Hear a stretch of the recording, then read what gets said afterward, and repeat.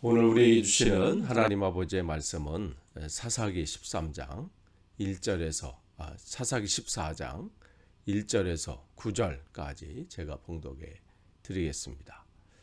삼손이 딥나에 내려가서 거기서 블레셋 사람의 딸들 중에서 한 여자를 보고 올라와서 자기 부모에게 말하 이르되 내가 딥나에서 블레셋 사람의 딸들 중에서 한 여자를 보았사오니 이제 그를 맞이하여 내 아내로 삼게 하소서 하며 그의 부모가 그에게 이르되 내 형제들의 딸 중에나 내 백성 중에 어찌 여자가 없어서 내가 할례 받지 아니한 블레셋 사람에게 가서 아내를 맞으려 하느냐 하니 삼손이 그의 아버지에게 이르되 내가 그 여자를 좋아하오니 나를 위하여 그 여자를 데려오소서 하니라. 그때 블레셋 사람 이스라엘을 다스린 까닭에 삼손이 틈을 타서 블레셋 사람을 치려 함이었으나 그의 부모는 이 일이 여호와께로부터 나온 것인 줄은 알지 못하였더라. 삼손이 그의 부모와 함께 딥나에 내려가 딥나의 포도원에 이른즉 젊은 사자가 그를 보고 소리를 지르는지라. 여호와의 영이 삼손에게 강하게 임하니 그가 손에 아무것도 없이 그 사자를 염소 새끼를 찢는 것 같이 찢었으나 그는 자기가 행한 일을 부모에게 알리지 아니하였더라. 그가 내려가서 그 여자와 말하니 그 여자가 삼손의 눈에 들었더라. 얼마 후에 삼손이 그 여자를 맞이하려고 다시 가다가 돌이켜 그 사자의 죽음을 본즉 사자의 몸에 벌떼와 꿀이 있는지라. 손으로 그 꿀을 떠서 걸어가며 먹고 그의 부모에게 이르러 그들에게도 그것을 들여서 먹게 하였으나 그 꿀을 사자의 몸에서 떠왔다고는 알리지 아니하였더라. 아멘. 우리가 계속해서 이 시간에 사사기 말씀을 나눕니다. 오늘은 이제 사사기 14장 1절에서 이제 9절까지 말씀입니다. 이제 13장을 통해서 삼손이 어떻게 해서 태어나게 됐는지 그 과정들, 또 그 전에 그의 부모에게 하나님께서 어떻게 임하셨는지, 성경이 어느 곳보다도 이렇게 태어나기 전까지 이렇게 내용을 상세하게 전한 것은 삼손이 유일한 것 같아요. 너무 자세하게. 그러면 우리가 기대하는 바가 있어요. 야, 얼마나 대단한 사람이 또 일들을 감당하기에 그렇게 시작부터 이렇게 요란한가, 시작부터 이렇게 자세하게 다루는가. 그러면서 우리 이제 14장을 맞이하게 되는데, 사실 14장을 읽으면서 살짝은 실망할 수도 있어요. 그 하나님 앞에 우리가 이제 13장 이제 끝에 보면 여호와의 영이 이제 그를 즉 삼손을 움직이기 시작했다. 이렇게 하면서 이제 14장을 맞이하면 뭔가 영적인 사람으로 그 사명을 감당하겠거니, 성경을 알지 못하는 사람은 이제 처음 우리가 읽는다고 생각한다면 그러한 기대를 가질 수밖에 없죠. 그런데 오늘 이제 1절서부터 이렇게 보면 그런 면이 조금 부족하죠. 1절 보시면 이제 딥나에 내려가서 이제 블레셋 땅으로 내려가는 거예요. 여기까지는 또 우리가 이제 하나님의 계획하심이 있음을 이제 우리가 뒤에 이제 보게 되잖아요. 이곳으로 이렇게 가게 된 것은 하나님께서 삼손을 통해서 이루실 일이 있음을 있다는 것을 이제 말씀해 주시는데, 그래서 지금 내려가요. 사명의 자리로 가는 거죠. 그곳이 비록 이 불신앙의 자리고 또 하나님을 신뢰하지 않는, 또 하나님 믿지 않는 사람들이 거하는 그러한 땅일지라도 또 하나님 그곳에 하실 계획이 있어서 한 사람을 그곳에 보내시는 거예요. 그래서 사명 감당하기 위해서 그곳으로 가는데, 문제는 거기서 이 삼손의 시선이에요.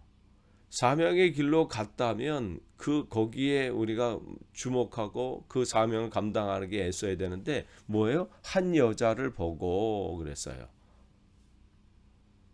그러니까 지금 삼손의 이 약점이 여기 드러나게 되잖아요. 1절도 그렇고 2절도 그렇고 한 여자를 보고 내가 보았사오니.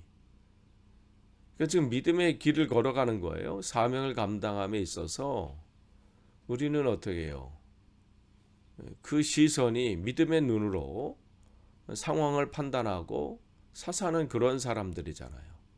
자기 감정이나 또 자기 또 생각, 자기 마음으로 판단하고 뭐 결정하고 이런 사람들이 아니라 사사의 특징은 어떤 사람이에요? 미슈파트 그래가지고 그 이 원어가 하나님의 이 눈으로 판단하고 분별하고 선택하고 심판하고 결정하고 이런 사람들이란 말이야. 아무리 내 눈에 지금 볼 때에 막막한 상황일지라도 하나님이 나와 함께 하심을 신뢰하면서 그 상황을 이겨나가는 거죠. 어떠한 상황 가운데 자기의 감정이나 생각이나 자기의 기분이 앞서는 것이 아니라 하나님의 뜻을 구하는 건데, 지금 그 사명을 가지고 내려갔는데 그 시선이 바뀌어지게 됐어요. 육적인 눈에 보이는 것, 그것이 그를 사로잡습니다. 그러니까 우리가 사명을 감당하는 이 길에 있어서 하나님 앞에 하나님의 이 뜻을 감당하면서 하루하루 살 때에 때로 우리의 연약함들이 있어요. 감당함에 있어서 내 말들이나 어떤 사람 말이 될 수도 있고 내 생각이 될 수도 있고 어떤 내 잘못된 습관이 될 수도 있고 연약한 부분들이 있어요. 그것을 잘 다스리지 못하면요, 이 사명의 길에 그 하나님의 일들을 감당하는데 크나큰 걸림돌이 될 수 있다는 것이죠. 지금 삼손이 그러한 상황 가운데 있습니다. 그래서 딥나로 내려가서 이 여자가 보이게 되고 올라와서 어떻게 부모에게 빨리 이 일들을 좀 진행해 달라고 그야말로 강청을 하잖아요. 근데 이제 부모는 3절에 보시면 그가 다른 사람이 아니잖아요. 삼손은 이미 이 하나님께서 그를 통해서 나실인 구별된 사람으로 하나님이 세워 놓으셨고, 또 이스라엘의 지금 이 어려운 상황을 그를 통해서 하나님께서 감당하기 위해서 목적하신 바가 있어서 하나님이 이 땅에 보내셨는데 시작부터 지금 삐걱거리는 거예요. 자기의 요청을 더 강력하게 요구하죠. 그래서 그 여자를 데려와 주십시오. 그러니까 사명보다 지금 자기의 감정이 앞섰죠. 자기의 지금 원하는 바가 하나님의 원하는 바보다 앞서게 되는 거예요. 그러니까 불안한 감이 이제 생기는 거예요. 우리가 읽으면서 이제 삼손이 그럼 과연 이 사명을 끝까지 잘 감당할 수 있을까? 또 중간에 가다 이거 문제가 생기는 거 아닐까? 우리가 처음을 이 장면, 이 상황을 우리가 읽게 된다면 그런 불안감이 나타날 수밖에 없죠. 4절에 보시면 그때에 블레셋 사람이 이스라엘을 이제 다스렸는데 삼손이 틈을 타서 블레셋 사람을 치려 함이었으나 그의 부모는 이 일이 여호와께로부터 나온 줄을 알지 못하였더라. 그러니까 지금 이 삼손이 이제 블레셋으로 지금 내려간 이제 딥나로 지금 블레셋 땅 딥나로 내려간 자체는 하나님의 계획하심이 있었다는 거예요.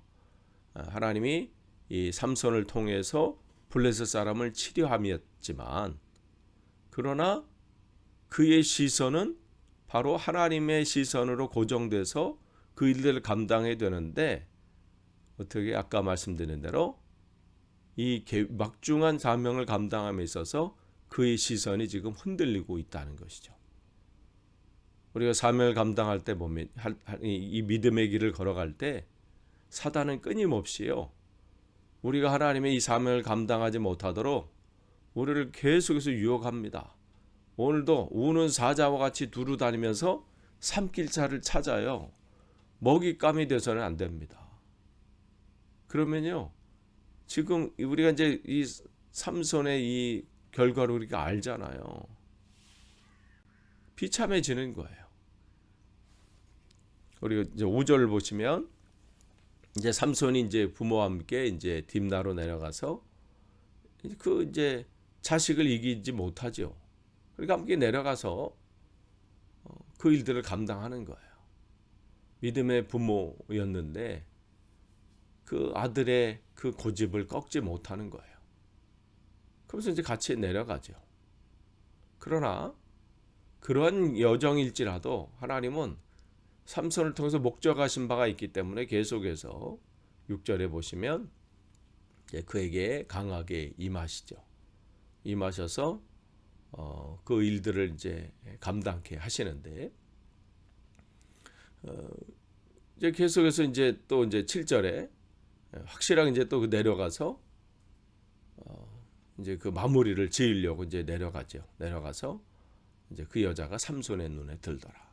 점점점 이 정말 삼손의 다른 부분에 있어서는 굉장히 이 하나님 앞에 붙들리고 또 그 사명을 감당하는데 능력도 있고 뭐 그렇지만 참 이 여자 문제에 있어서 이 삼손을 괴롭히는 것이 바로 이 여자 문제죠. 사람마다 다른 부분은 다 좋은데 이 한 부분이 그를 발목을 잡는 경우가 있죠. 여러 부분에서 장점도 많고 또 그 일들을 하면서 힘있게 하는 일들을 볼 때 사람들에게 귀감도 되고 영향력을 주는데 그 어떤 한 부분 때문에 걸림돌이 되는 부분들이 있습니다. 삼손에게는 다른 게 아니라 이 여자의 문제죠. 그러니까 그 앞에서는 자기 감정을 다스리지 못해요. 어떤 사람의 충고도 들려지지 않습니다.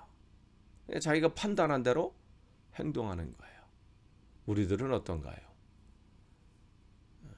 지금 우리가 이 믿음의 길을 지금 우리가 걸어가면서 우리들이 바꿔야 될 어떤 한 부분, 우리가 내려놔야 될 그 어떤 한 부분, 그것이 무엇입니까? 한번 잘 생각해 보세요. 그 한 부분 때문에 그 일들을 감당함에 있어서 어려움이 생길 수 있다는 거예요. 그러면서 이제 8절에 보면 이제 얼마 후에 삼손이 그 여자를 맞이하려고 다시 이제 돌이켜 거기서 가다가 거기서 뭘 보나요?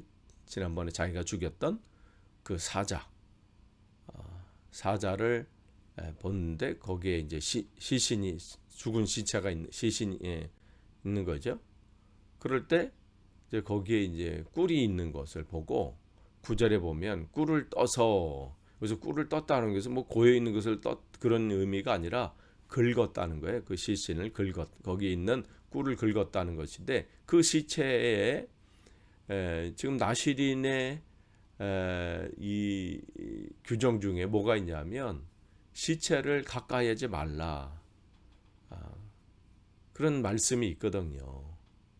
그러니까 자기의 삶을 자기의 몸이나 자기의 삶을 구별되게 이제 살라고 하나님이 말씀해 주신 것인데 그것을 어떻게 중요하지 않아요. 자기의 눈앞에 보이는 것에 충실해요. 육적인 눈으로 보이는 것 거기에 충실한 삼손이에요. 그러니까 때로는 우리가 이 사명을 감당함에 있어서 하나님 앞에 그 길들을 걸어감에 있어서 내 감정을 조절하지 못할 때가 있잖아요. 지금 삼손이 그러한 상황 가운데 있습니다. 하나님이 그를 부르신 목적이 무엇인지 늘 기억하면서 해야 되는데 지금 그를 구별한 나실인 구별된 사람으로 하나님이 세우셨다면 하나님 목적하신 바가 있어요. 왜 자기 감정이 중요하지 않겠어요? 때로는 자기 생각대로 하고 싶은 마음이 있지요. 그러나 그의 직분과 그의 지금 하나님이 부르신 그 목적이 다르기 때문에 우리의 삶은 달라야 된다는 것이죠. 지금 그러한 상황 가운데 있어요. 그래서 꿀을 긁어서 먹고 그것뿐만 아니라 그의 부모에게도 전달하고 그러한 상황 가운데 지금 우리가 보게 되면 불안한 거예요. 정말 사사가 시작부터 삐걱거리게 되고 과연 이 사람이 이것을 잘 감당할 수 있을까? 그것을 보게 되잖아요. 그야말로 하나님을 근심케 하는 그러한 모습들을 보게 됩니다. 끝을 맺습니다. 하나님께서 저와 여러분을 또 이 시대에 하나님의 사람으로 또 하나님께서 목적하신 바를 이루시기 위해서 우리를 불러주셨습니다. 하나님의 자녀 삼아주셨어요. 이 길을 걸어감에 있어서 때로는 정말 유혹과 또 여러 가지 어려움들이 있을 수 있습니다. 그러나 그러한 가운데 다시 한번 우리가 오늘 하루 또 점검해서 나를 부르신 목적이 뭘까?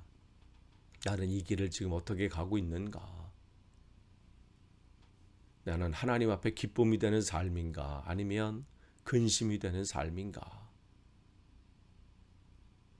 오늘도 우리를 점검해서 나는 죽고 주님만 사시는 하루가 되어 하나님께 기쁨을 드리는 하루 되시기를 간절히 축원합니다. 기도하겠습니다. 하나님 감사합니다. 오늘도 우리에게 복된 하루를 허락하시고 또 하나님 말씀으로 시작하게 하시니 감사합니다. 하나님 어떠한 상황 가운데서도 나를 부르신 그 목적이 무엇인지를 분명히 깨닫고 이 사명을 감당하는 길에 있어서 사람의 눈, 인간적인 눈으로 판단하고 생각하고 바라보는 것이 아니라 믿음의 눈으로 바라보게 하시고 그 길을 걸어갈 수 있도록 인도해 주옵소서. 감사드리며 예수님의 이름으로 기도하옵나이다. 아멘.